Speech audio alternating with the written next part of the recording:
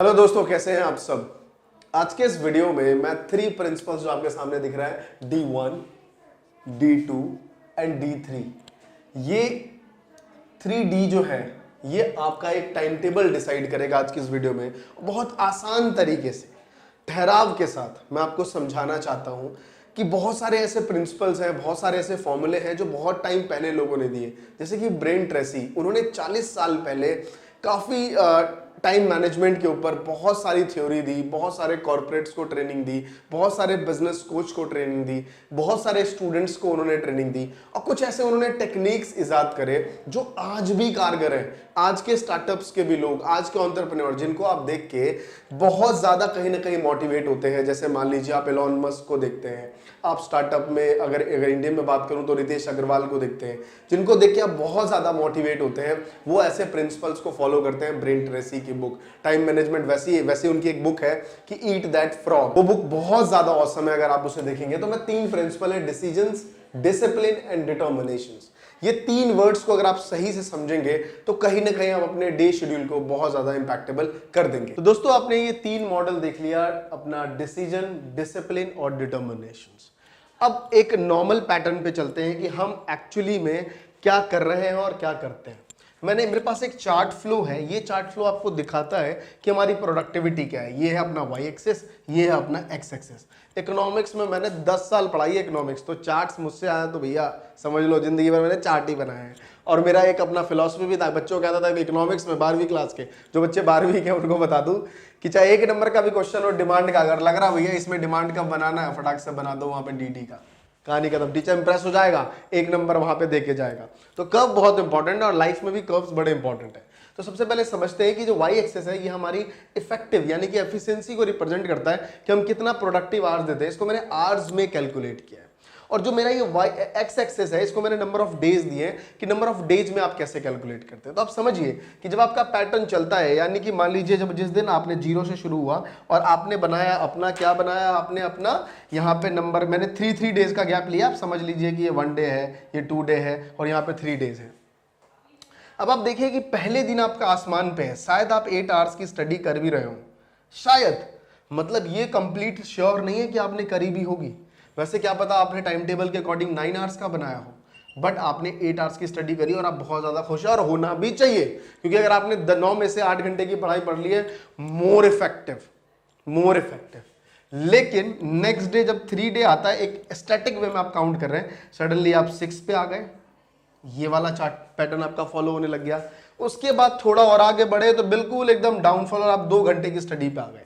उस दिन आप खुद गिल्टी फील कर रहे हैं, यार आज कुछ भी नहीं पढ़ा, यार थोड़ा सा बस स्कूल का प्रोजेक्ट करा, उसके बाद कुछ भी नहीं किया। लेकिन वहीं पे आप जैसे ही आप आगे बढ़े, आपने देखा नहीं इतने से काम नहीं चलेगा भैया, फिर आपने चौथे दिन एक कमान संभाल ली और यहाँ पे आप सीधा 4 आवर्स की स्टडी आप करने लग गए। जैसे ही आप इससे थोड़ा आगे बढ़े, फिर से डाउन और एक टाइम टेबल ऐसा आया कि 12 डेज में ये सारी चीजें हो गई खत्म और नेक्स्ट डे एक दोबारा से नया टाइम टेबल बनाने की होड़ में आप लग गए कि चलो भैया दोबारा से टाइम टेबल बनाते हैं। यानी कि इस 3D मॉडल को आप नहीं समझेंगे, डिसीजन, डिसिप्लिन एंड डिटर्मिनेशंस, लाइफ में कभी भी सस्टेन टाइम टेबल नहीं बना सकते। समझिए कि डिसीजंस लेना पड़ेगा। अगर आपने ये टाइम टेबल बनाया है, ये पैटर्न बनाया है, तो अपने वर्क फ्लो को पॉइंट से जोड़िए। बहुत ज्यादा मैसी सा हो रहा है, बट समझो इस चीज को कि अपने वर्क फ्लो को पॉइंट से जोड़ना है कि अगर मैंने डिसीजंस लिया है कि मुझे 9 आवर्स की स्टडी करनी है, तो मेरा पैटर्न इस डॉट लाइन से, अगर मेरे पास एक व्हाइट कलर की डॉट लाइन है तो इस रेड लाइन से मेरी स्टडी इफेक्टिवनेस कभी नीचे नहीं आनी चाहिए। ये बात समझो, अपना पैटर्न हमेशा इसके ऊपर ही घूमना चाहिए फैंसी से। अगर ये लाइन पैटर्न आपने फॉलो कर लिया तो कोई भी आपको उड़ा नहीं सकता। ये चीज बड़ी इंपॉर्टेंट है जिसको आपको समझना है। उसके बाद जब आपने डिसीजंस ले लिया कि मुझे ये चीज तो करनी है, तो यहां पे इस लाइन को बनाने के लिए आता है आपका डिसिप्लिन। डिसिप्लिन बहुत इंपॉर्टेंट है। अगर आप चीजों को सही तरीके से मेंटेन नहीं करेंगे, सिर्फ सोच लेने से अगर काम हो जाता, तो कहते हैं कि इस दुनिया का सबसे बड़ा विद्वान वो लाइब्रेरियन होता जो पूरी किताबों के बीच में बैठा रहता है दिन भर। दुनिया का सबसे बड़ा विद्वान होता, किताबें हैं उसके पास, तो किताबें रखने से कोई विद्वान नहीं बन सकता, आपको उसे पढ़ना पड़ेगा। और जब आपने वो डिसिप्लिन फॉलो किया तो उसके बाद आता है डिटर्मिनेशन, लगातार उस चीज को करने की एक इच्छा, वो चीज बना के रखनी और ये चीज आप बनाएंगे। साथ में ये जब चीजें हो जाती हैं तो कई बार सब्जेक्ट आपको अच्छे नहीं लगते। तो मेरे पास बहुत सारी किताबें हैं ओसवाल बुक्स की, आप देखें हर सब्जेक्ट की किताबें, 10th की, 9th की, 12th की। और जब मैंने ये बुक्स देखी तो इस बार मुझे पता चला कि जब ऑब्वियसली कोविड-19 आ गया, लॉकडाउन आ गया, इसमें स्कूल्स खत्म हो गए। भैया स्कूल खत्म हुए तो टाइम इतना निकल गया कि आपके पास समय नहीं बचा पढ़ने को। तो मैंने देखा कि ओसवाल इस साल बुक्स लेके आए हैं जिसमें रिड्यूस्ड सिलेबस क्वेश्चंस हैं क्वेश्चन बैंक में। और सबसे पहली चीज कि ओसवाल को ऑब्वियसली कौन नहीं जानता, हम सब ने उसकी किताबें पढ़ी, इनफैक्ट मैंने पढ़ी है और आपने पढ़ी। और इस बार तो 2020 के पेपर में 75% क्वेश्चंस ओसवाल की बुक से था। अब इससे बेस्ट क्या लोगे। अब आपके सामने सबसे बड़ी समस्या ये आ गई कि भैया एक तो स्कूल्स बंद, कोचिंग क्लासेस बंद, इतने बीच में कैसे पढ़ें, डाउट्स कैसे सॉल्व करें, पैसे तो सॉल्व कर लेते थे। तो मैं आपको बता दूं कि ओसवाल की बुक्स में चैप्टर वाइज, टॉपिक वाइज आपको कंप्लीट डिटेल में लिखा हुआ है, जिसे आप पढ़ेंगे तो सारी चीजें सॉल्व हो जाएंगी। और इस वीडियो में आपको QR कोड जैसे आप लिंक पे स्कैन करके आप वीडियोस भी रिलेटेड चैप्टर रिलेटेड टॉपिक देख सकते हैं और उसे आसान तरीकों से सॉल्व कर सकते हैं। और सब कुछ सिंपल तरीके से समझाया गया है। आपके एग्जामिनेशंस के सिलेबस में क्या होगा क्या नहीं, ये क्या क्वेश्चंस बैंक से समझ में आएगा, पिछले सालों के क्वेश्चंस पेपर और टॉपर्स के आंसर्स आपको प्रैक्टिस करने में हेल्प करेंगे यहाँ पे। और साथ में इस बुक में माइंड मैप जैसे इंटरेस्टिंग लर्निंग टूल्स दिए गए हैं जिसका आप यूज करके कॉन्सेप्ट एकदम क्लियर हो जाएगा, रट्टा नहीं मारना पड़ेगा। तो दोस्तों आप इसे घर बैठे अमेजोन से ऑर्डर कर सकते हैं या फिर डिस्क्रिप्शन में लिंक है, आप वहां से भी जा सकते हैं, आपको एक्स्ट्रा डिस्काउंट मिल जाएगा। सो आई होप आपको ये चीजें समझ आ गई होंगी। नेक्स्ट चलता हूं नेक्स्ट टॉपिक पे कि आपका एक प्रॉपर स्टैंडर्डाइज टाइम टेबल जो आपको एग्जैक्ट चाहिए उस पर बात करते हैं। दोस्तों एक कहावत है कि अपने हालातों को आप ठीक करना चाहते हैं तो अपना time schedule, time management, time table सब बदलिए। तो चलिए फाइनली इतनी बातें हो चुकी हैं, अब सीधा बोर्ड की तरफ आता हूं। और बोर्ड पे कुछ मैंने पैटर्न्स बनाए हैं जो एक्चुअल इफेक्टिव होंगे समझने के लिए। सबसे पहले जो आपने टाइम टेबल बनाया वो टाइम के शेड्यूल के अकॉर्डिंग बनाया, लेकिन आज ये टाइम टेबल एक स्टडी पैटर्न और वो जो मैंने बताया कि ब्रेन ट्रेसी वाली बुक है ईट दैट फ्रॉग, उसके अकॉर्डिंग चलना है कि जो सबसे अगली गंदा मेढक है उसे सबसे पहले खाइए, जो सबसे इंपॉर्टेंट वर्क है उसे पहले करिए। तो फॉर एग्जांपल मान लीजिए आपका एक टाइम टेबल मैंने बनाया जिसके अंदर सबसे मेन वर्क है आपका स्टडी, सबसे इंपॉर्टेंट चीज है। ऑब्वियसली एक स्टूडेंट की लाइफ में, फैमिली प्रेशर में भी आप देखें तो सबसे पहले मेन प्रायोरिटी क्या है आपके लिए? स्टडी।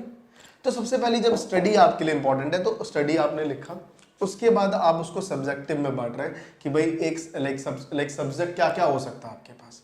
तो मैथमेटिक्स है, उसके बाद अदर सब्जेक्ट्स चाहे वो हिस्ट्री हो, इंग्लिश हो, एंड सो मेनी सब्जेक्ट्स जो आप पढ़ रहे हैं अपने क्लासेस में उसकी बात हो सकती है।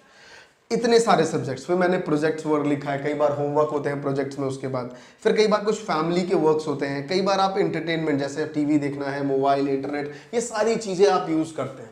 लेकिन इस दौरान सबसे इंपॉर्टेंट जो वर्क है उसको आप ABCD में ले सकते हैं। अगर आपको ऊपर नहीं दिख रहा होगा मैं नीचे डाल देता हूं, ABC फॉर्मूला। ये बहुत सिंपल है, ABC बहुत आसान भी है। ABC मतलब अगर मुझे लगता है कि आज का दिन, यानी कि जब आप कल, आज मान लीजिए है 4 तारीख है और कल क्या है 5 तारीख, 4 तारीख की रात में बैठना है, ये चार्ट बनाना पड़ा है अपने पास। इस चार्ट के आगे मुझे लिखना है कि कल के दिन मुझे सबसे ज्यादा इंपॉर्टेंट वर्क क्या है। मान लीजिए सबसे ज्यादा मुझे मैथमेटिक्स पढ़ना था, मैंने इसके आगे लिख देना है A, राइट। दूसरा कि मेरी फैमिली में कोई इंपॉर्टेंट वर्क है, कोई डॉक्यूमेंट है जो मुझे कहीं जाके सबमिट करना है, आधार कार्ड का हो, कोई भी चीज हो जो घर से रिलेटेड वर्क हो सकता है, उसके लिए आगे फैमिली वर्क है, उसके आगे A लिख दीजिए। उसके बाद आपका स्कूल में प्रोजेक्ट सबमिट करना है, आपको लगता है यार उसके आगे मुझे A लिखना है। फिर आपको लग रहा है कि अभी थ्योरी लर्न करने की जरूरत नहीं है, मैथमेटिक्स बहुत ज्यादा इंपॉर्टेंट था, पहले मैं इसे पढ़ूंगा, तो लर्निंग के आगे लिख दीजिए B। भैया ये इंपॉर्टेंट है कि भैया B वाला पार्ट है, मतलब पहले मैं A कवर करूंगा, अगर मेरे A सारे कवर होते हैं उसके बाद B देखूंगा। उसके बाद आपको लग रहा है यार दोस्त और टीवी और एंटरटेनमेंट, लगता है यार टीवी आजकल बड़ा देखने का मन नहीं कर रहा, मैं इसके आगे लिख देता हूं C। समय बचा तो C पे पहुंचेंगे, लेकिन मोबाइल फोन कैसे छोड़ सकते हैं, इसके आगे लिख दिया B मतलब, अब समझाता हूं B का मतलब। समझने वाली सिंपल बात है कि सबसे पहले जब आप सुबह उठे पहला काम क्या करेंगे? सुबह उठते कहते हैं दिमाग फ्रेश होता है, लर्निंग्स करो, कुछ मत करो। ये पैटर्न अपनाओ कि सुबह उठ के सबसे पहले एक किस पे लिखा था? सबसे पहले लिखा मैथमेटिक्स पे, सबसे आपने लिखा प्रोजेक्ट वर्क पे, आपने लिखा फैमिली वर्क पे। अब इन तीनों में डिसाइड करिए कि सुबह आपके लिए क्या एग्जैक्ट करना चाहिए। आपको लगता है मैथमेटिक्स थोड़ा डिफिकल्ट है, सबसे पहले इसको निपटाओ। जो डिफिकल्ट वर्क है सबसे पहले सुबह निपटाओ। ब्रेन ट्रेसी की बुक है ईट दैट फ्रॉग में, उसमें ही लाइन यही कहती है कि ऑब्वियसली सबसे अगली वर्क जो है सबसे पहले करिए। तो दैट टाइम ये वाला पोर्शन आपको कवर करना है जो कि सबसे ज्यादा इंपॉर्टेंट है। मैथमेटिक्स को कवर करके इसको खत्म करना है। जैसे ही आप कंप्लीट कर लेते हैं, एक स्टडी का अपना एक टाइम फ्रेम का मोटिवेशन अपने आप जगता है आपके अंदर। और जैसे ही आप ये कवर कर लेते हैं, उसके बाद आप सीधा आप कहां पे आ जाएंगे, अपने प्रोजेक्ट्स वर्क पे। सबसे पहले इसको निपटाइए। जितना ज्यादा आप इसे कवर करेंगे उतना ज्यादा आपका मोटिवेशन बढ़ेगा। शाम के समय फैमिली वर्क निपटा दीजिए, समय बच रहा है इवनिंग में लर्निंग्स पे चले जाइए, उसके बाद भी समय बच रहा है मोबाइल फोन यूज कर लीजिए, टीवी यूज कर लीजिए। At the end of the day जब आप बैठेंगे, जब आपने देखा कि आप अपने सारे इंपॉर्टेंस वर्क आप कंप्लीट कर चुके हैं, आपको एक खुशी मिलेगी मेरे दोस्त। अपने अंदर एक पॉजिटिव एडिक्शन इनबिल्ड करिए, लाइए उसको, ढूंढिए कहां है। कहते हैं कि इस दुनिया में कोई भी आपको कुछ नहीं सिखा सकता, कोई भी कुछ नहीं सिखा सकता। बस मैं आपको आपके अंदर जो टैलेंट है बस उसे ढूंढने की, आपको बताने की कोशिश कर रहा हूं।